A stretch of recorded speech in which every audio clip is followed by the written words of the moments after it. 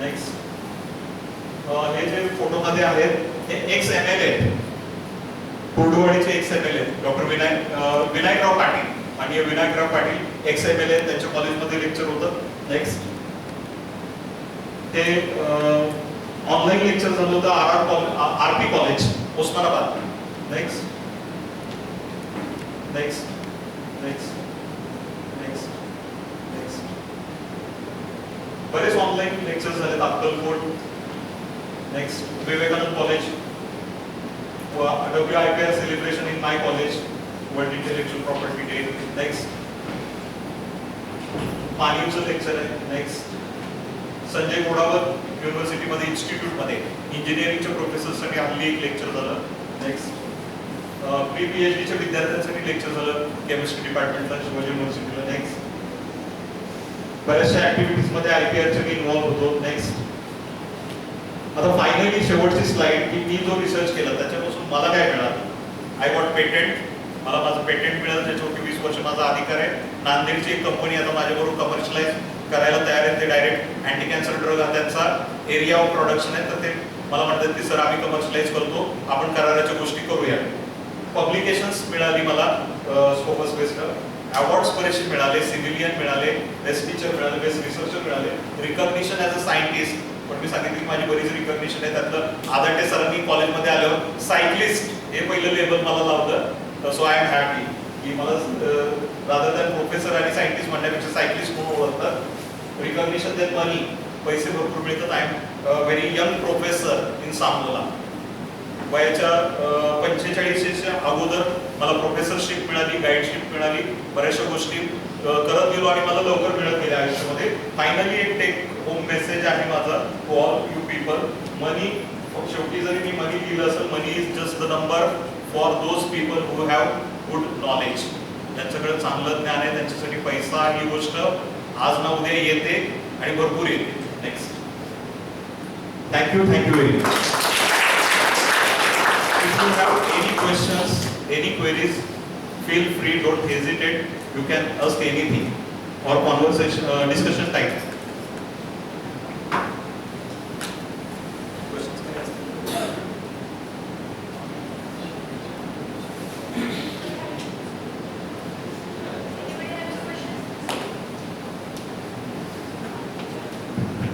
Anybody having any question?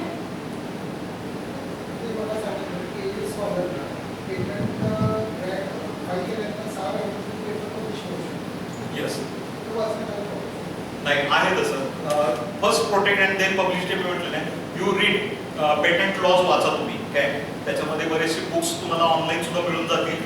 Amazonला सुद्धा books आहेत 200, 150 सगळे डिटेल्स त्यामध्ये दिलेले आहेत. You can have dual advantage.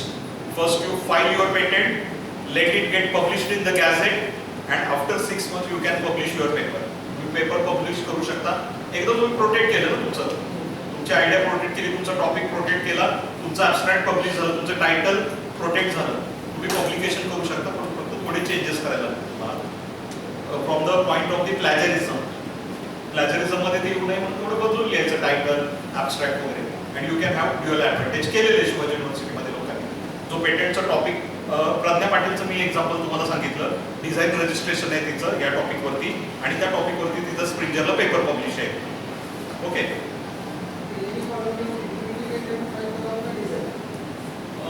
It's your choice की तुम्ही प्रॉडक्ट पेटेंट करणार, तुमचा इन्स्ट्रुमेंट पेटेंट करणार की प्रोसेस पेटेंट करणार और बोथ. तुम्ही जेवढे क्लेम्स ठेवणार तेवढे तुमचे फीज वाढत जाणार. ओके. युटिलिटी पेटेंट्स कसे आहे लक्षात घ्या की तुमचं हार्ड, मी सांगितलं सगळ्यात हार्ड काय पेटेंट करायला, तुमचं प्रॉडक्ट हा हार्ड आहे पेटेंट करायला. त्यानंतर तुमची प्रोसेस आहे हार्ड पेटेंट करायला. युटिलिटी पेटेंट तुमचे इझिली होतात, डिझाईन्स तुमचे इझिली होतात. तिथं जास्त तुमचं क्रायटेरिया नाही. पण तिथं जर तुमचे कमर्शियलायझेशन हेतू नसतील, फक्त तुम्हाला अकॅडमिक पर्पजसाठी पाहिजे, you go for that. Okay. And if you have financial interest, you improve your invention, improve करा प्रॉडक्ट आणि प्रोसेसचं घ्या आणि त्या फील्डमधल्या कंपनीज बघा कमर्शियलाइज करण्यासाठी. मी एक्झाम्पल सांगितली. एक क्वेश्चन विचारायचं. ऑलरेडी समजा डिझाईन पेटंट केले. अच्छा. अँड डिझाईन पेटेंट नाही, डिझाईन रजिस्टर केले. रजिस्ट्रेशन कंप्लीट ओके केले, ग्रांट ओके केले. ओके. आणि त्याला प्रॉडक्ट मधून कन्वर्ट करायचे परत. अच्छा करता येईल का? येतं ना करतो sir. All provisions are there. तुम्ही डिझाईन म्हणून रजिस्ट्रेशन जरी केलं असेल, तुम्ही त्याला डेव्हलप केलं, नंतर तुम्ही त्याला पेटेंट मध्ये सुद्धा टाकू शकता. फक्त तुम्ही लिहिता कसं हे बघितलं पाहिजे.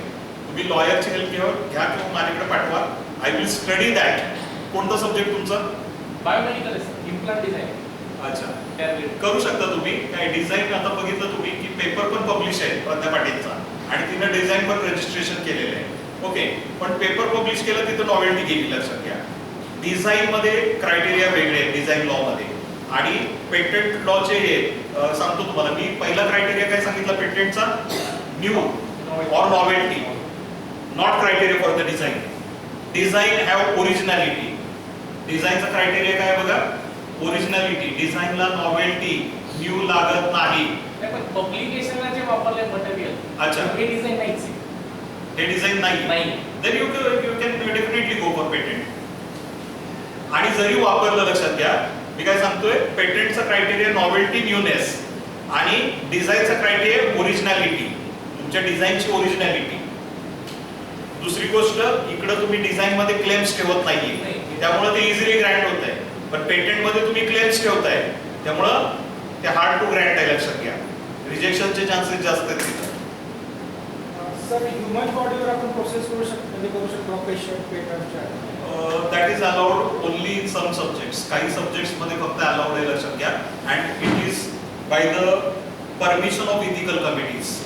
जिथं तुम्ही रिसर्च करताय तिथं प्रत्येक ह्याच्यामध्ये ॲनिमल्स जरी वापरायचे तुम्हाला तरी त्याला इथिकल कमिटी आहे, लक्षात घ्या. ह्युमन सब्जेक्ट वापरायचा आहे तुम्हाला तर त्याला इथिकल कमिटीज आहे. सर जस्ट तुमचा जो टॉपिक आहे कॅन्सरचा. Yes yes. माझ्या टॉपिक्सचं मी सांगेन की we were working in Shivaji university in collaboration with the Tata cancer hospital and Tata cancer hospital has all those permissions. त्यांच्याकडं मेडिसिनमध्ये फेज ट्रायल्स असतात. फेज 1, फेज 2, फेज 3, फेज 4 असे ट्रायल्स असतात, ज्याच्यामध्ये फेज 1 मध्ये 100 पेशंट्स घेतात पर्टिक्युलर कॅन्सरचे. फेज 2 मध्ये 200-300 पेशंट घेतात, नंतर 500 पेशंट घेतात. Tata cancer hospital only it's kind of hospital in India कॅन्सरवरती काम करणार, फर्स्ट इन इंडिया. आता थोडंसं अंबानी ग्रुप वगैरे करतोय, पण 100 बेड आहेत त्यांच्याकडं. आणि त्यांच्याकडे फक्त डॉक्टर खान म्हणून होते मी ज्यावेळी जायचो त्यावेळी. आता रिसेंटली मी गेलेलो नाहीये. तर त्यांना फक्त फेज 1 ट्रायलची परमिशन होती. खूप कॉस्टली अफेअर आहे, लक्षात घ्या. हे it is in $1 billion or $1 trillion. All companies in India have shut down their drug discovery programs. Drug discovery programs बंद केलेत, लक्षात घ्या. ज्यावेळी यूएसचे पेटंट्स एक्सपायर होतात 20 वर्षांनी, मग आपले जेनेरिक मेडिसिन किंवा आपण बनवायला सुरुवात करतो. त्यांचे पेटंट्स एक्सपायर झाल्यानंतर आपण नवीन मॉलिक्युल्स डेव्हलप करत नाही किंवा रेअरली एखादा मॉलिक्युल नवीन आपल्याकडे डेव्हलप होतो. मी माझा मोठेपणा सांगत नाही. आमच्याकडे आता नवीन सेक्रेटरी आहेत आमच्या संस्थेचे डॉक्टर ॲडव्होकेट उदयबाबू भोंगडे. तर त्यांचे एक पाहुणे आहेत MD Anderson cancer research centre Texas. इथं स्टॅटिस्टिक्स मध्ये ते काम करतात. He build some statistical models for prediction of the cancer. तर ते MD अँडरसन मध्ये जुने रिसर्चर आहेत, 27 वर्ष आहेत. आणि उदयबाबू सेक्रेटरी मला सांगायचे की मी त्या कॉलेजचा विद्यार्थी आहे, प्राध्यापक आहे, की आमचे पाहुणे आहेत आणि MD अँडरसन मध्ये टेक्सासला संशोधक आहेत, तुझी एकदा त्यांची भेट घालून द्यायची. मी त्यांना भेटायला गेलो, 10 मिनिटच ते इथं थांबणार होते. ते सांगलीचे आहेत मूळचे आणि ते मुंबईला जाऊन लगेच जाणार होते टेक्सासला. 10 मिनिटं भेट झाली माझी आणि त्यांची. आणि त्यांनी मला विचारले की उदयबाबू तुमचं नाव सांगतात आणि कोणत्या एरियामध्ये तुम्ही काम करता. त्यावेळी मी त्यांना सांगितलं I work in anti cancer drug development. म्हटलं असं काम इथं चालतं, म्हटले सांगोल्यात कोल्हापुरात असं काम चालतं. म्हटलं त्याच्या फॅसिलिटीज आहेत. म्हटलं काही फॅसिलिटीज नाही, आमची विल पॉवर फक्त आहे. म्हटलं आम्ही फक्त सिंथेसिसचा पार्ट आमच्याकडे करतो, ड्रग स्क्रीनिंग टाटाला करतो, बाकी सगळे आमचे कोलॅबरेशन्स आहेत. पुणे, बँगलोर अशी कोलॅबरेशन्स आहेत, दिल्ली. आणि मग आम्ही हे करतो. याच्यामध्ये आम्हाला उसना अवसान आणून खूप पडावं लागतं. व ते म्हटले की मी स्टॅटिस्टिक्स मॉडेल डेव्हलप करतो, 27 वर्ष जॉब केला. आणि MD अँडरसन मध्ये जिथं अँटी कॅन्सर ड्रग डेव्हलपमेंटचं काम चालतं त्या एरियामध्ये आम्हाला जाऊ देत नाही. इतकं कॉन्फिडेन्शियल आहे, लक्षात घ्या. एखादा मॉलिक्यूल कॅन्सरवरती डेव्हलप करणं 20 वर्ष बिझनेस असतो US. And that's why US is super power. US super power त्यासाठी लक्षात घ्या की पेटंट्स आणतात, कमर्शियलाइज करतात, पैसे कमवतात आणि मग जे आपण डेव्हलपिंग कंट्रीज आहेत मेडिसिनसाठी त्यांच्यावरती अवलंबून राहतो. नवीन मॉलिक्यूल डेव्हलप व्हायचं काम आपल्याकडे चालत नाही, बंद केलेले आहे. Billions of trillions of dollars लागतात, 15 ते 20 वर्षाचा कालावधी लागतो. 15 ते 20 वर्ष कालावधी लागतो ड्रग डेव्हलपमेंटसाठी. आणि चान्सेस काय सांगतो तुम्हाला, out of 10,000 new molecules 1 can become a drug. 10,000:1 हा रेशो आहे, नॉट इवन 1. मी सांगताना 1 सांगतोय, नॉट इवन 1. म्हणजे होल प्रोजेक्ट कोलॅप्सेस असं आहे. अशी मेडिसिन्स डेव्हलप होतात. ह्युमन सब्जेक्ट जर वापरायचा असेल प्रायर परमिशन्स लागतात, हार्ड परमिशन्स आहेत त्या, आणि त्या टाटाला होते म्हणून आम्ही रिसर्च करू शकतो. Punjab produces maximum nuclear products, and you said that maximum cancer patients are there in Punjab, and it might be because they are using a startup fertilizers and all. Yes. माझे online बरीचशी lectures होतात. माझं लातूरच्या एका कॉलेजने lecture organise केलं होतं. त्यांचं वर्ल्ड वेबिनार सिरीज आहे त्यांची. फिजिक्सचे हे प्रिन्सिपल आहेत तिथं, ते पण पेटंट होल्डर आहेत फिजिक्समधले, डॉक्टर M.M. बेटकर, औसा, लातूर. आणि ते गेली 3 वर्ष वर्ल्ड वेबिनार सिरीज चालवतात, की एव्हरीडे वेबिनार आहे त्यांचा. एव्हरीडे 365 दिवस वेबिनार. आणि तर एक लेक्चर होतं माझं कॅन्सर अवेअरनेसचं, आणि हरिद्वार वगैरे तिकडची लोक जॉईन झाली होती. तर त्यांच्याकडे काही नद्या आहेत, आणि त्या नद्यांच्या बाजूला ऊसाची शेती. आणि ऊस असं एक ॲग्रिकल्चरल क्रॉप आहे की ज्याच्यावरती पेस्टिसाइड्स खूप जास्त वापरली जातात. आणि मग ते इतके वापरले जातात ऊसावरती पेस्टिसाइड्स की त्या नद्यांमध्ये सगळे पेस्टिसाइड्स आलेले आहेत. तर त्या नदीला काली नदी म्हणतात ती लोक, की त्या नदीच्या बाजूला असणाऱ्या प्रत्येक गावामध्ये कॅन्सर पेशंट आहे, प्रत्येक घरामध्ये कॅन्सर पेशंट आहे. सेम सिनारिओ कोल्हापूरमध्ये शिरोळ इतकी पेस्टिसाइड्स जास्त वापरली आहेत की प्रत्येक घरामध्ये तुम्हाला कॅन्सर पेशंट दिसेल. Pesticides are the main reason.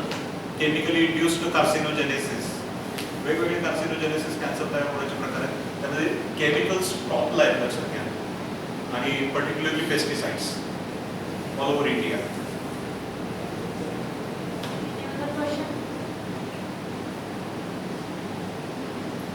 Cancer अवेअरनेससाठी मी परत कधीतरी येईन तुमच्याकडे, त्यावेळी आपण जास्त कॅन्सरवरती चर्चा करूया. I expect question from the point of patent filing, drafting, anything IPR, related to IPR.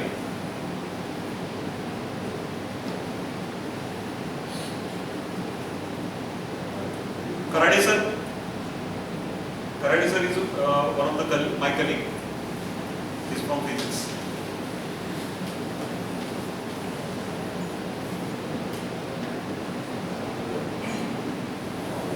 Yes, at least you asked 3 to 4 questions. I am very happy, because when there is no question, either you totally understood or not anything understood.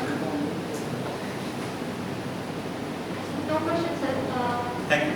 Thank you, sir, for your very informative and valuable session.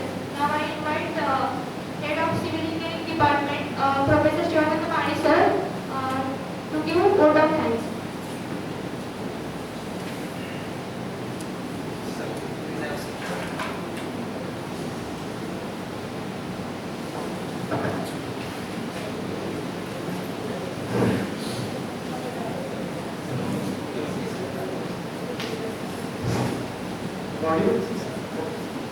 So,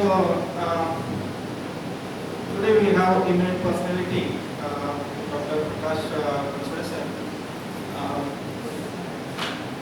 Throughout the session, almost total 3 hour session he has taken with very enthusiastically, very energetically, with the same tempo from start to end. Such eminent personality from Sambhala Mountain, Sambhala we have today. And he has, in first session, he has rigorously told about the IPR, intellectual property right. The topic was IPR for IPR for industry as well as academics. Okay, so in that he has covered so many points. What is IPR? So what is the importance of IPR? And he has given the example of by exaggerating the importance of IPR. So in that example, everybody even layman also can understand what is the importance of filing the IPR. And apart from that, he has in second session even some of the myths of IPR he has discussed, mostly word IPR and even design IPR. These are some of the things which we are, some of you might not be knowing. So that is a good point which I would like to highlight. Apart from that, he has in second session, in first session itself, he has differentiated about the trademark, then copyright, then what is patent, and even design. So four things he has distinguished with the help of Coca-Cola as well as Sony TV, as well as giving the example of that vendor, that song related thing he has discussed. So many things he has discussed very nicely, and in second session he has given the details about what is IPR, how to fill IPR, what is the process, what are the centers are there, and what are the rules are there, what are the even some information from where we can get the IPR information. So these things will be definitely helpful to all of us. And in coming days, whatever the vision is there, institute vision there, IIC vision is there about filing the patent from different departments, that will be fulfilled.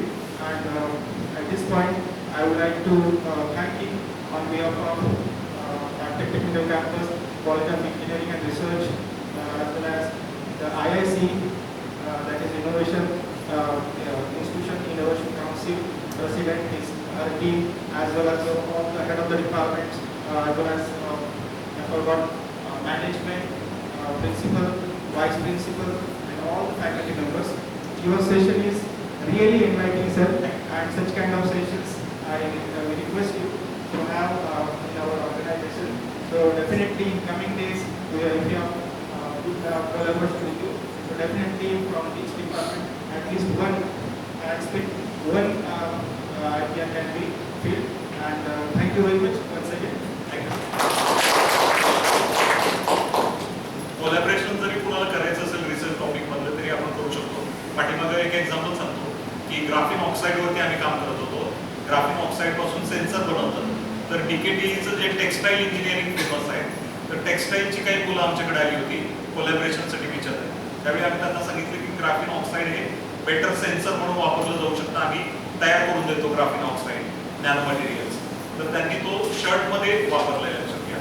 And that shirt Wien you put on the shirt that senses changes in the heartbeats मधला जो sensor आहे जो shirt मध्ये install होऊ शकतो. तर असाही project textile बरोबर आम्ही कोलॅबरेशन मध्ये केलेला आहे. तर तुमचं जर तसं कुणाचं इंटरेस्ट असेल, तुमचा रिसर्च टॉपिक आहे आणि आपण कोलॅबरेट करू शकत असो तर आपण काम करू. Okay, sir, thank you. With this, I can conclude that this session is over. Thank you very much. Thank